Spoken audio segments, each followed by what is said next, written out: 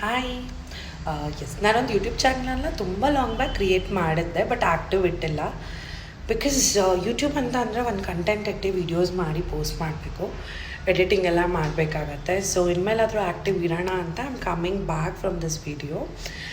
So ಇವತ್ತು ನಾನು ಮಾಡ್ತಿರೋ ಫಸ್ಟ್ ವೀಡಿಯೋ, ತುಂಬ ವೀಡಿಯೋಸ್ ಮಾಡಿ ಪೋಸ್ಟ್ ಮಾಡಿದ್ದೀನಿ, ಬಟ್ ಇದು ಒಂಥರ ಲೈಕ್ ಸ್ಟಾರ್ಟ್ ಬ್ಯಾಕ್ ಅಂತ ಅಂದಾಗ ಏನು ಮಾಡ್ಬೋದು ಅಂತ I was just thinking out. Anyway I was going up for the hair cut. So ಅದರದ್ದೇ ಒಂದು ಚಿಕ್ಕದು ಒಂದು ವೀಡಿಯೋ ಮಾಡಿ ಪೋಸ್ಟ್ ಮಾಡೋಣ. This page is going to be completely on my life style. ನನ್ನ ಲೈಫ್ ಸ್ಟೈಲ್ ಯಾವ ಥರ ಇರುತ್ತೆ, ನನ್ನ ಟ್ರಾವೆಲಿಂಗ್, ನನ್ನ ಫುಡ್, ನನ್ನ ಔಟ್ಫಿಟ್ಸ್, ಪ್ಲಸ್ ಸೈಜ್ ಔಟ್ಫಿಟ್ಸ್ ಆಗಿರ್ಬೋದು. So it's going to be all about it. So ಈ ಪೇಜ್ನ ಫಾಲೋ ಮಾಡೋದನ್ನ ಮರಿಬೇಡಿ. ನಿಮ್ಮ ಪ್ರೀತಿ, ವಿಶ್ವಾಸ, ಸಪೋರ್ಟ್ ಯಾವಾಗಲೂ ಇದೇ ಥರ ನನಗೆ ಇರಬೇಕು. ಫಸ್ಟ್ ಆಫ್ ಆಲ್ ನನ್ನ ತಲೆಯಲ್ಲಿ ಒಂದಷ್ಟು ಕನ್ಫ್ಯೂಷನ್ಸ್ ಇತ್ತು. ಏನಕ್ಕೆ ಅಂತ ಅಂದರೆ, ಲಾಂಗ್ ಹೇರ್ನ ಶಾರ್ಟ್ ಮಾಡಿಸಿದ್ರೆ ನನಗೆ ಹೆಂಗೆ ಕಾಣಿಸ್ಬೋದು. ಬಿಕಾಸ್ ಲಾಂಗ್ ಬ್ಯಾಕ್ ನಾನು ಒಂದು ಸತಿ ಮಾಡಿಸಿದ್ದೆ.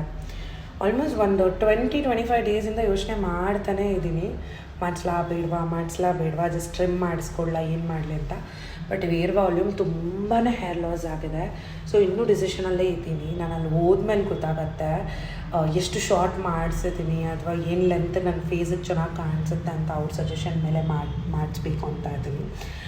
ಸೊ ಅದರಲ್ಲಿ ಬೆಸ್ಟ್ ಔಟ್ ಆಫ್ ಬೆಸ್ಟ್ ನಾನು ನಿಯರ್ ಬೈ ತುಂಬ ಹತ್ತಿರದಲ್ಲಿರೋ ಅಂಥ ಒಂದು ಸಲೂನ್ನ ಚೂಸ್ ಮಾಡಿ ಇಟ್ಕೊಂಡಿದ್ದೀನಿ. ನಂಗೆ ಗೊತ್ತಿಲ್ಲ ಅಲ್ಲಿ ಕ್ರೌಡ್ ಎಷ್ಟಿದೆ, ನಂಗೆ ಅಪಾಯಿಂಟ್ಮೆಂಟ್ ಸಿಗುತ್ತಾ ಇಲ್ವಾ ಅಂತ. I am just walking in their. So ನೋಡೋಣ ಈ ಹೇರ್ ನೆಕ್ಸ್ಟು ಯಾವ ಥರ ರೀಲುಕ್ಕಾಗಿ ಕಾಣಿಸುತ್ತೆ ಅನ್ನೋದನ್ನು.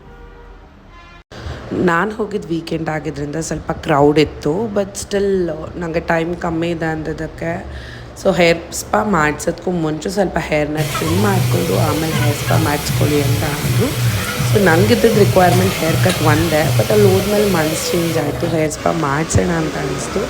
ಹೇರ್ ಸ್ಪಾ ಏನಕ್ಕೆ ಮಾಡಿಸಿದೆ ಅಂದರೆ, it is a kind of relaxation. ಅದೊಂದು ಹೇರ್ ವಾಶ್ ಮಾಡಿ ಆ ಕಂಪ್ಲೀಟ್ ಹೇರ್ ಮಸಾಜ್ ಮಾಡ್ತಾರಲ್ಲ from the roots, that gives you a wow feel ಅನ್ನೋದು ಹೇಳ್ಬೋದು.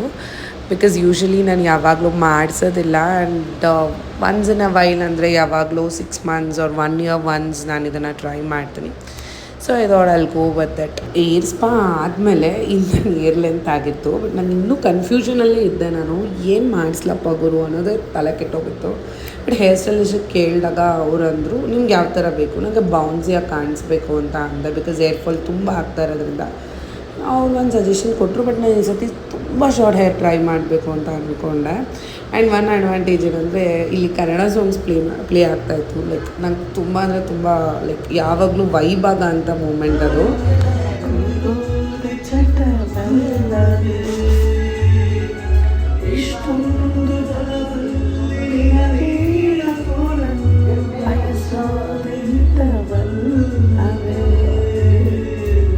ಹಂಗಂತೂ ಗೊತ್ತು, ನಾನು ಆಡ್ತಿರೋ ಹಾಡಿಂದ ಅವ್ರಿಗಿಂತ ಕಡೆ ಡಿಸ್ಟರ್ಬೆನ್ಸ್ ಆಗ್ತಾಯಿದೆ. ಬಟ್ ಆದರೂ ಕನ್ನಡ ಸಾಂಗ್ ಅಂದರೆ ಬಾಯಿ ನಿಲ್ಲಲ್ಲ. ಏನು ಮಾಡೋಣ, ಏನೂ ಮಾಡೋಕ್ಕಾಗಲ್ಲ. ಆ್ಯಂಡ್ ನಂಗೆ ಒಂದು ಕಡೆ ನಾನು ತೊಗೊಂಡಿದ್ದಂಥ ಸರ್ವಿಸ್ಗೆ ನಾನು ಪೇ ಮಾಡಿದಂಥ ಚಾರ್ಜಸ್ ಸ್ವಲ್ಪ ಜಾಸ್ತಿನೇ ಅನ್ನಿಸ್ತು. ಬಟ್ ಆಫ್ಟರ್ ದ ಸೆಟ್ಟಿಂಗ್ ನಂಗೆ ಸ್ವಲ್ಪ ಖುಷಿ ಆಯಿತು. ಆ್ಯಂಡ್ ಫಸ್ಟ್ ಟೈಮ್ ನನ್ನ ಲೈಫಲ್ಲಿ ನಾನು ಇಷ್ಟು ಶಾರ್ಟ್ ಹೇರ್ ಕಟ್ನ ಮಾಡಿಸಿರೋದು. ಮನೆಗೆ ಹೋದ್ಮೇಲೆ ನಮ್ಮ ಅಜ್ಜಿ ರಿಯಾಕ್ಷನ್ ಹೆಂಗಿತ್ತಂತ ನೀವೇನು. ಈ ಕೂದಲು ಕಟ್ ಮಾಡಕ್ಕೆ 2,500 ತಗೊಂಡ್ರು. ಬರೀ ಕೂದಲು ಕಟ್ ಮಾಡಕ್ಕೆ 2,500. ನೀನು ಮಾಡಬೇಕಿತ್ತು.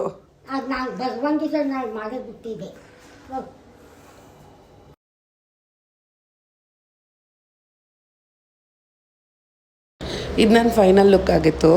ಅಲ್ಲಿ ಏರ್ ಸೆಟ್ ಎಲ್ಲ ಆದಮೇಲೆ ಅಲ್ಲಿ ಕೆಳಗಡೆ ಒಬ್ರು ಆಂಟಿಗೆ ಮಾಪ್ ಮಾಡ್ಬೇಕಾದ್ರೆ ನನ್ನ ತಲೆಗೆ ಬಂದಿದ್ದು ಒಂದೇ ಥಾಟು, ಅಲ್ಲ ಗುರು, ನಾವೇ ದುಡ್ಡು ಕೊಟ್ಟು ಹೇರ್ ಕಟ್ ಮಾಡಿಸ್ಕೊತೀವಿ, ಮತ್ತೆ ನಾವು ಕಟ್ ಮಾಡಿರೋ ಕೂದಲಿಂದನೂ ಇವ್ರಿಗೆ ಲಾಭ ಅಲ್ವಾ, ಇವರೇ ಯಾಕೆ ನಮಗೆ ವಾಪಸ್ ಪೇ ಮಾಡಿ ಕಳಿಸ್ಬಾರ್ದು ಅಂತ ಅನಿಸ್ತು. Just a thought. ವಿಷಯ ಅಷ್ಟೇ, ಏನೋ ಚೇಂಜ್ ಮಾಡೋಕ್ಕಾಗಲ್ಲ.